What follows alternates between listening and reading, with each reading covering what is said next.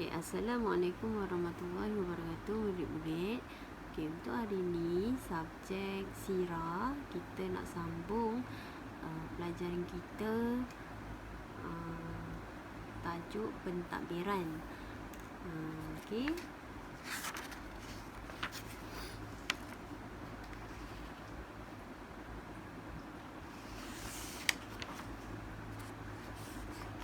Tajuk kita pentadbiran lah untuk hari ni. Untuk bahagian pentadbiran, pentadbiran contohnya, kalau awak faham, pentadbiran tu dia prinsip pemerintahan. Maksudnya kalau pentadbiran sekolah biasanya diuruskanlah dekat pejabat tu. Ada guru besar, GPK, guru-guru, ada kerani. Itu bahagian pentadbiran lah yang menguruskan hal-hal murid. Contohnya dekat sini. Kita tengok dulu pentadbiran, prinsip. Prinsip pemerintahan dan pentadbiran hendaklah berlandaskan Al-Quran dan Al-Sunnah. Kita punya point kat sini, Al-Quran dan juga Al-Sunnah, ya. Murid-murid, sebagai negara Islam, hal-hal pentadbiran memang berlandaskan Al-Quran dan Al-Sunnah, ya. Tak boleh nak perintah, contohnya pemerintahan dekat rumah awak, ya. Kenalah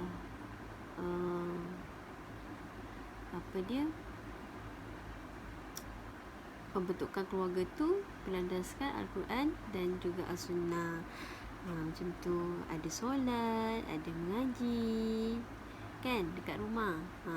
Itu maksudnya berlandaskan Al-Quran dan Al-Sunnah. Bagi melahirkan negara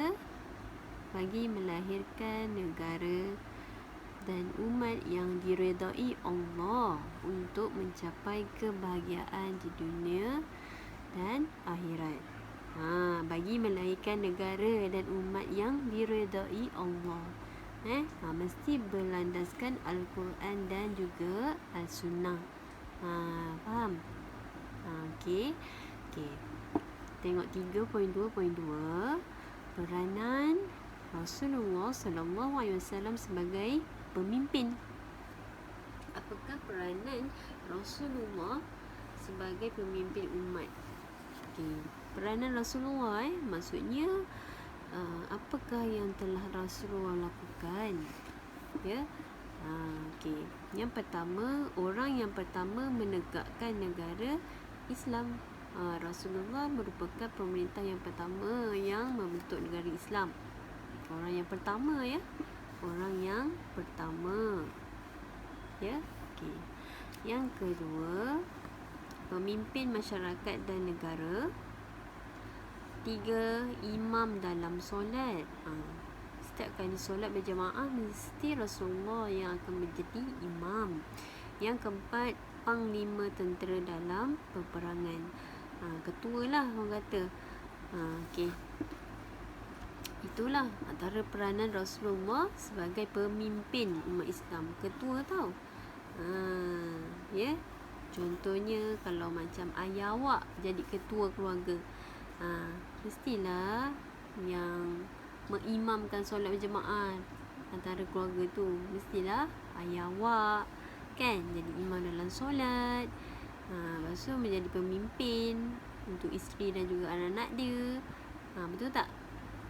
Kan, kalau buat salah mesti ayah tegur, jangan buat macam tu, tak baik, kan. Itulah peranan pemimpin. Kalau ini untuk negara, orang yang pertama menegakkan negara Islam, pemimpin masyarakat dan negara, imam dalam solat, dan juga panglima tentera dalam peperangan. Ini peranan Rasulullah lah, ya. Ada 4 je peranan Rasulullah sebagai pemimpin umat. Seterusnya yang bawah ni, dalam pentadbiran Rasulullah SAW, Madinah menjadi pusat ekonomi dan juga pusat perdagangan yang terkenal di tanah Arab. banyak perkara yang telah dilakukan oleh Rasulullah sallallahu alaihi wasallam. Antaranya adalah tahu tak Madinah? Ingat lagi cikgu cakap Madinah tu. Madinah tu ingat tak negaranya yang ada apa? Yang ada apa? Yang cikgu kata payung boleh terbuka tu kan, kalau sejuk dia kuncup, kalau panas dia terbuka. Itu Madinah ya. Ada masjid besar tu. Di situ menjadi pusat ekonomi dan juga perdagangan. Ekonomi tahu kan, macam ada jual beli ya. Di tanah Arab banyak perkara yang telah dilakukan oleh Rasulullah. Apa dia perkara yang telah dilakukan oleh Rasulullah? Yang pertama, membina masjid dan membentuk dasar negara. Membina masjid. Rasulullah telah membina banyak masjid ya, dan membentuk dasar negara. Yang kedua, mengukuhkan persaudaraan antara Muhajirin dan Ansar. Jadi dah terjalinlah ukhuwah Muhajirin dan Ansar. 3, membuat perjanjian dengan orang bukan Islam. 4, menubuhkan struktur pemerintahan dan institusi zakat. 5, mengembangkan agama Islam. 6, menunjukkan contoh dan teladan yang baik. Yang ketujuh,